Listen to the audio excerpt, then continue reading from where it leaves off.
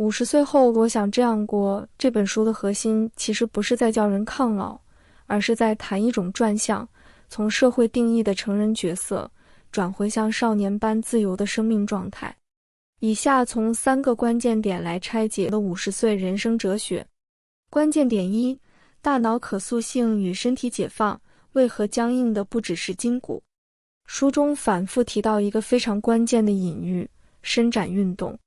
他分享了一個親身經歷，50多歲時，他聘請了一位私人教練來幫助自己放鬆僵硬的身體。原本以為身體僵硬僅僅是因為老化或運動不足，但教練卻點出了一個更深的真相：身體僵硬的主要原因大多是因為大腦的既定觀念。問題不在你的腰，在你的腦。換句話說，你彎不下腰，轉不了頭，不是你脊椎壞了，韌帶斷了，而是你親愛的大腦，它在保護你。這個觀點極具顛覆性。它的基本原理在於神經系統的慣性壓迫。我們的大腦為了保護我們免受傷害，會根據過去的經驗，比如曾經受過的傷、長期的姿勢不良，甚至心理創傷，建立一道安全藩籬。大腦會下意識地命令肌肉，這裡不能再動了，再動會受傷，久而久之，這道指令就變成了生理上的限制。50歲之後的身體困頓，往往不是骨骼或肌肉真的壞了，而是大腦的警戒線設得太緊了。借此引申到心靈層面，心靈的僵化也是如此。在社會上打滾了30年，我們的大腦被灌輸了無數的不可能、不符合常理或成年人不該這樣做。這些觀念就像緊繃的肌肉，限制住了我們的行動力和好奇心。這個原理告訴我們，50歲後的更新必須從解除大腦限制開始。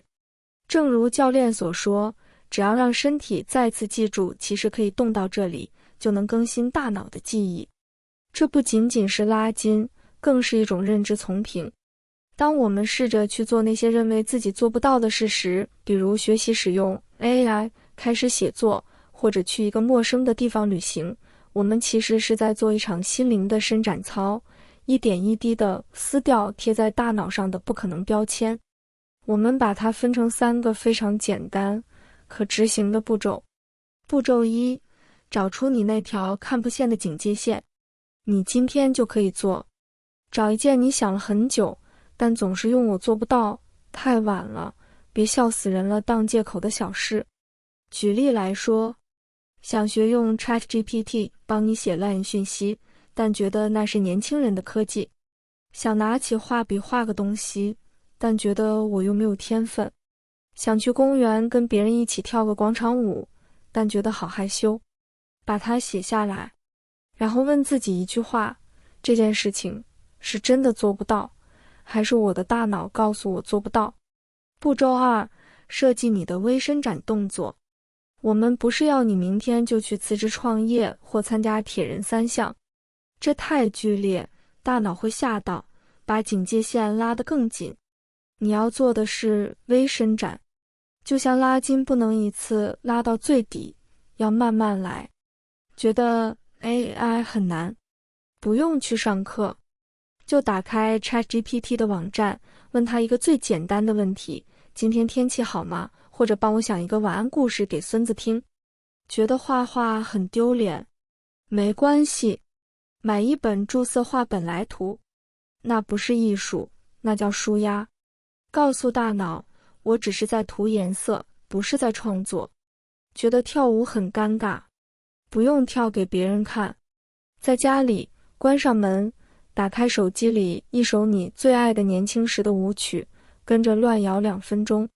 這些動作看起來很蠢、很小，但它們有一個重要的功能，它們正在对你的大腦送出一個訊號：嘿，你看，我做了那件事，但我沒死，也沒受傷哦。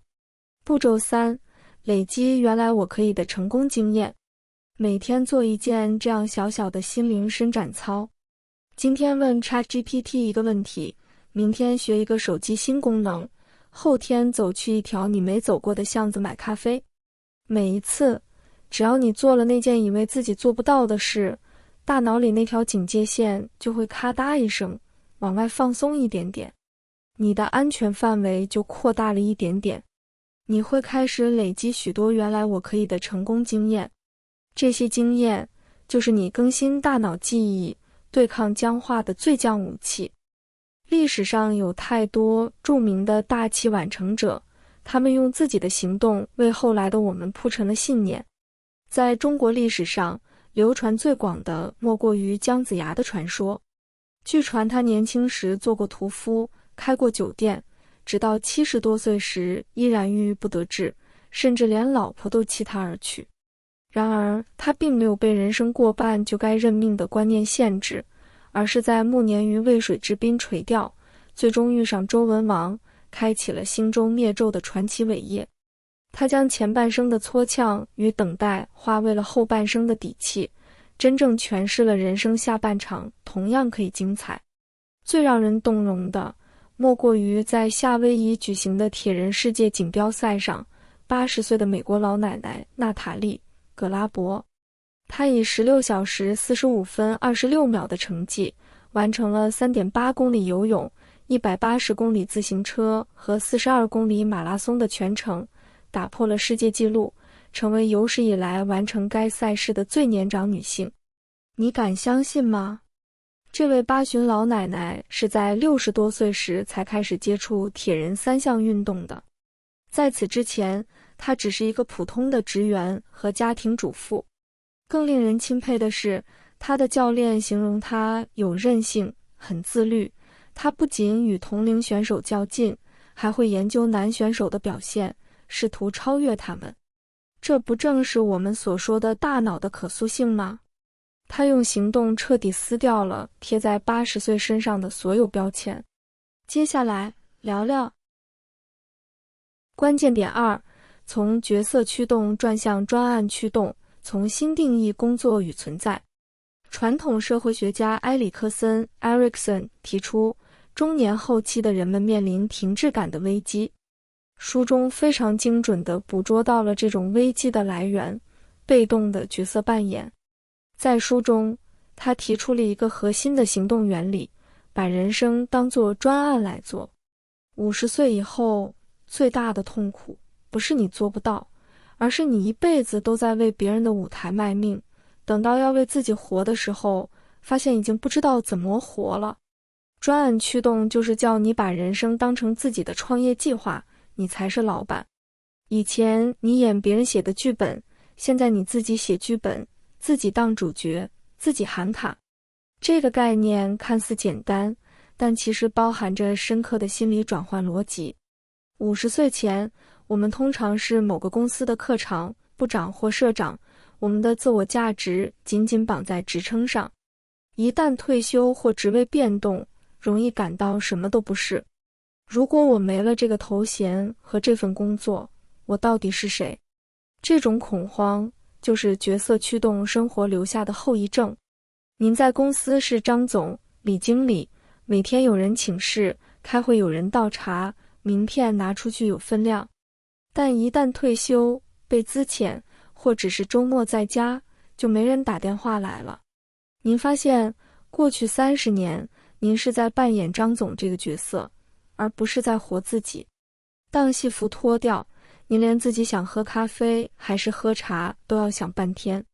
上班時你是虎，下班後發現自己只是紙老虎，虎皮被收走，只剩紙。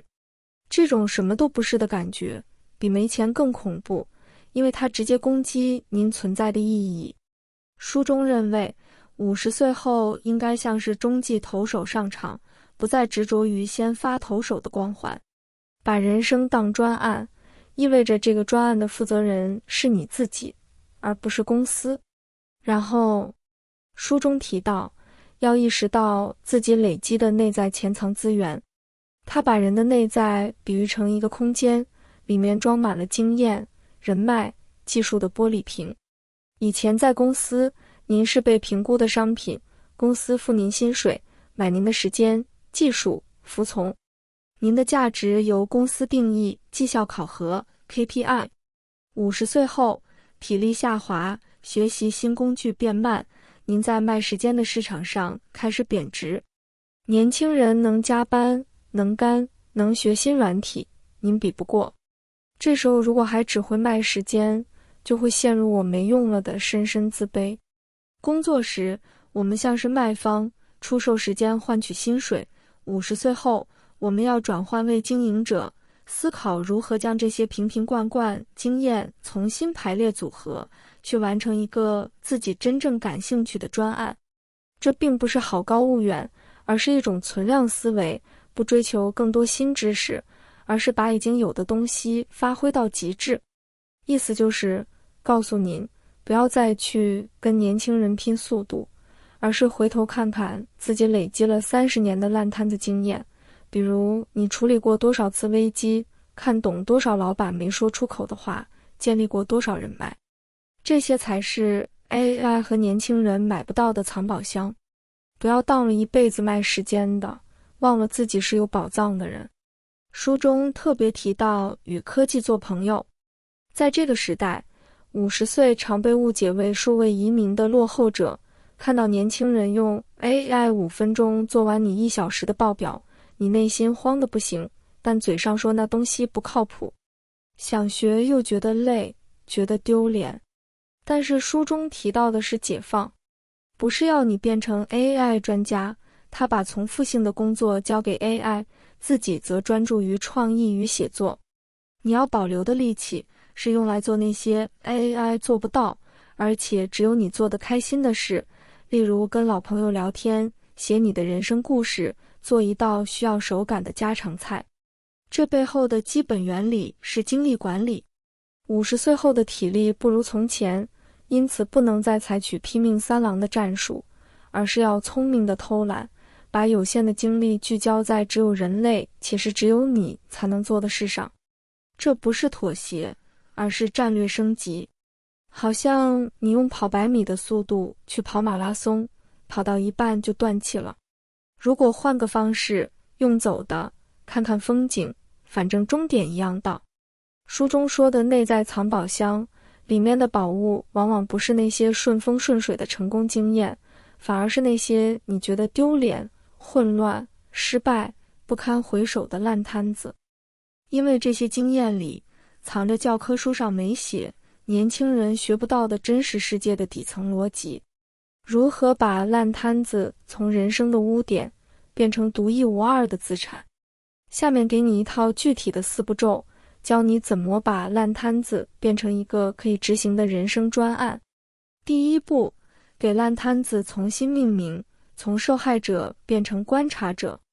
你原本可能這樣想，我當年搞砸了一個案子，害團隊賠錢，被老闆罵到臭頭。現在請你換一個框架，把那件事當作你親自下場做過的一次實地田野調查，不要叫它失敗經驗，叫它危機處理的真實案例。不要叫它我的黑歷史，叫它人性與決策的觀察筆記。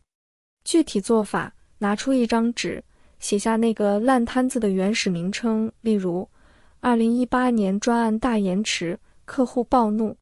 然後在旁邊強迫自己改寫成一個研究報告標題，例如跨部門溝通失效的典型路徑與補救措施實錄。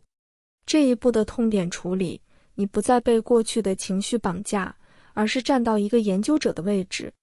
爛攤子不是你，爛攤子只是你研究過的標本。第二步，從爛攤子裡挖出3種賣錢的礦。爛攤子之所以是爛攤子，通常包含3種東西，而這3種東西正是你未來專案的原料。一、錯誤路徑，你知道這樣做一定會出事，這是極高的預警價值。很多公司花大錢請顧問，就是要知道地雷在哪裡。2、只寫方法，你在最亂的時候用了什麼土方法讓它沒垮，那個土方法就是你的獨門秘籍。3、人性洞察，你在爛攤子裡看到了誰自私，誰扛責，誰裝死，誰救了誰。這種對人的理解是 AI 完全無法複製的。具體做法，針對你的爛攤子，強迫自己回答這3題。如果再來一次，我3步之內就能看出警訊的點是什麼。這是錯誤路徑。當時我用了一個什麼很髒、很笨但有效的方法，先把火滅了。這是止血方法。我從這件事上看透了哪一種人，學會了跟這種人怎麼打交道。這是人性洞察。這3題的答案就是你專案的核心乾貨。第3步，設計一個最小可行專案，不用大，爛就好。不要想着馬上開課、出書、接顧問案，那會壓垮你。書中說的專案其實可以非常小，小到只是一個對話、一篇筆記、一次分享。根據你的爛攤子類型，選一種最簡單的專案形式。如果你擅長說故事，專案就是在一個小型聚會或線上社群裡，用20分鐘講我從那個爛攤子學到的3件事。不用講自己多慘，就講你觀察到的人性與系統的漏洞。你會發現大家聽得眼睛發亮，因為每個人都遇過類似的爛攤子，但沒有人能像你這樣講出來。如果你擅長寫作，專案就是寫一篇給年輕 PM 的爛攤子避坑指南，不公開也沒關係，先寫給自己看。寫完你就會發現，原來你的經驗可以幫到很多人。如果你擅長實作，專案就是找一個正在焦頭爛額的朋友或小商家，用你的爛攤子經驗免費幫他看一次問題。你幫他找出他正在走你當年走過的死路，他會感激你，而你也會發現，原來我的爛攤子可以當別人的燈塔。這個專案的目標不是成功，而是把你的存量經驗變現成一次有意義的輸出。哪怕只有1個人聽、1個人看、1個人受益，你都已經從賣油的變成賣油田的了。第4步，加上結界，只做你開心的部分。很多50歲以上的人把爛攤子變成專案時，會卡在一個地方。我做這個要收費嗎？要行銷嗎？要經營粉絲嗎？好累。書中的提醒是聰明的偷懶。你可以只做專案中最讓你開心的那一段。例如，你只喜歡分析，不喜歡面對客戶，就寫分析筆記，放在網絡角落，願者上鈎。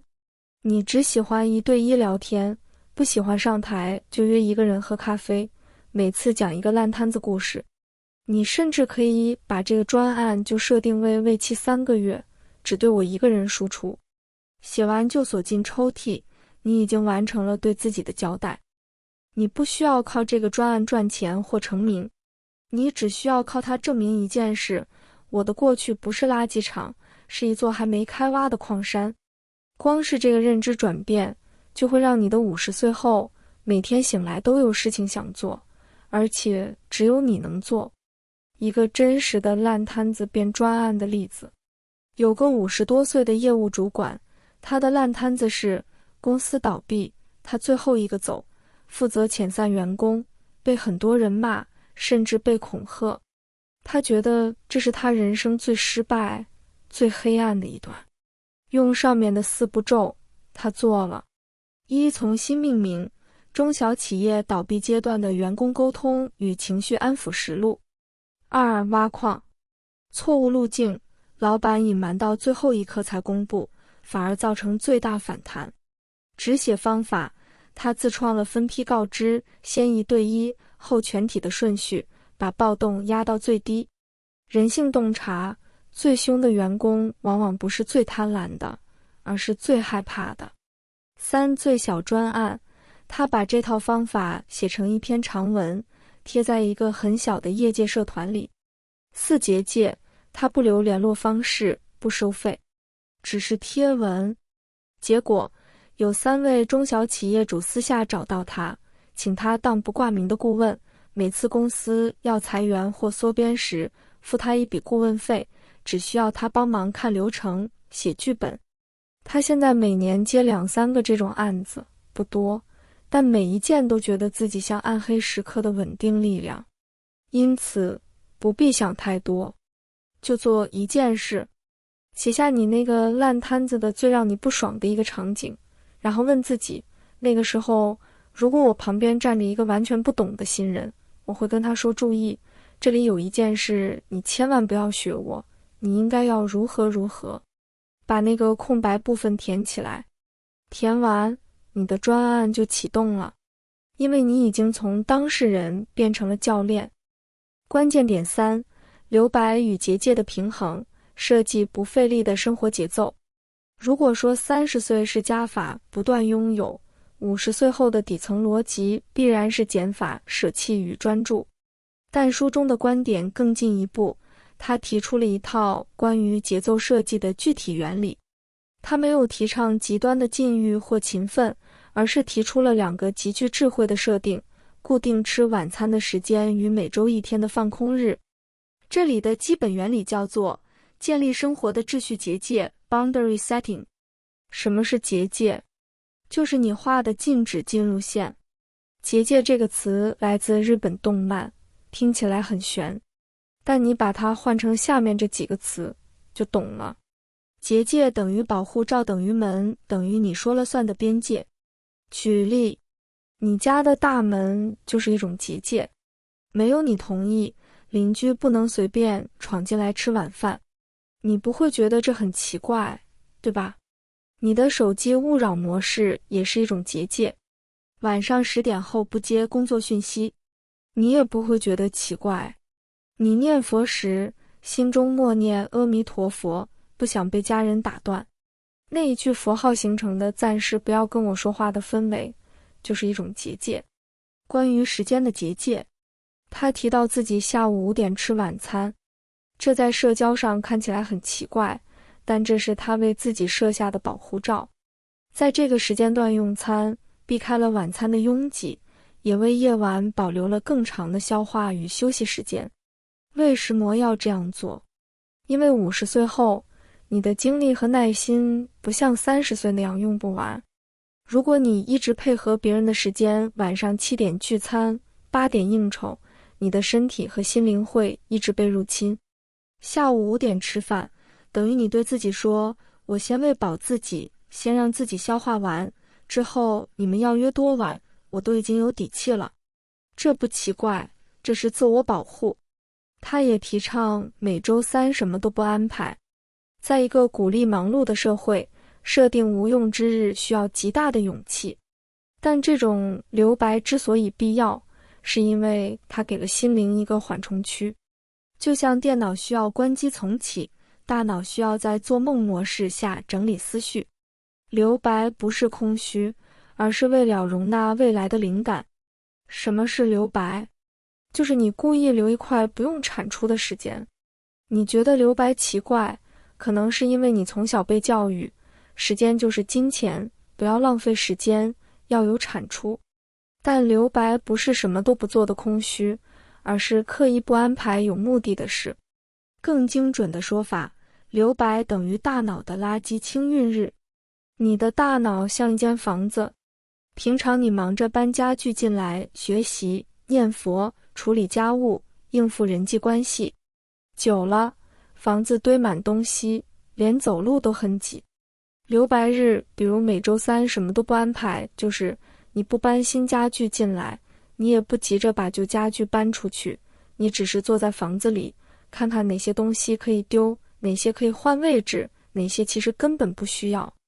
這個看看的過程，大腦並不在休息，而是在整理、連結、釋放壓力。很多你卡住的問題，學習沒動力，想起被詐騙的事還是很氣，會在留白的時候突然自己解開。為什麼不安排任何事？因為只要你有安排，大腦就會進入任務模式，就沒辦法真正清理。就像你一邊打掃一邊接電話，永遠掃不乾淨。關於心態的結界，課題分離。阿德勒心理學提到，人生的煩惱大多來自於干涉別人的課題。在書中其實也呼應了這一點，不要對他人抱持過度期待，也不要過度去滿足他人的期待。50歲後，父母可能老邁，孩子可能成年但尚未獨立。此時若缺乏界限感，很容易陷入過度操心的泥潭。放鬆原理其實是在告誡我們要像伸展身體一樣伸展心態，保持彈性。不要想着去控制子女的人生，那是他們的課題；也不要為了面子去維繫無效的社交，那是虛榮的課題。把這些包袱卸下，自然就能感受到輕盈。課題分離這個概念聽起來很有道理，但一碰到真實的人，尤其是家人、老友、過去的道友，手腳就被綁住了，根本分不開。因為你心裡會有聲音說，可是他是我的孩子、父母、好朋友啊，我怎麼能不管？我不管，他會恨我，我不幫忙，我還是个好人嗎？核心判斷句：這件事情的最終結果是由誰來承受？這是課題分離的唯一標準。他的課題，結果由他承受，你只能關心，不能干涉。你的課題，結果由你承受，你可以求助，但不要抱怨別人沒幫你。舉例，孩子選擇了一份你覺得不穩定的工作，他做得好不好，開不開心，有沒有錢，結果是他承受，這是他的課題。你可以跟他聊你的擔心，但你不能幫他辭職或逼他考公務員。你被騙的錢拿不回來，你的傷心，你的自責，你的財務損失，結果是你承受，這是你的課題。你要做的是照顧好現在的自己，而不是一直去想當初他們為什麼這樣對我，那是他們的課題，而且他們可能根本不在乎。這本書最迷人的原理，其實藏在結尾的呼籲中，像10歲的少年那樣生活，回歸10歲的初心。這絕不是幼稚，而是一種極致的高效。10歲的孩子擁有最純粹的內驅力，因為好玩所以去做，因為好奇所以嘗試。50歲後的基本原理其實是一場復原運動。我們透過伸展運動復原身體的感知，透過人生專案復原工作的熱情，透過生活節奏復原心靈的自由。想告訴我們，50歲不是下坡路的起點，而是第二次誕生。我們不再為了糊口而活，而是為了有趣、開心、隨心所欲而活。這就是支撐這本書最堅實的邏輯。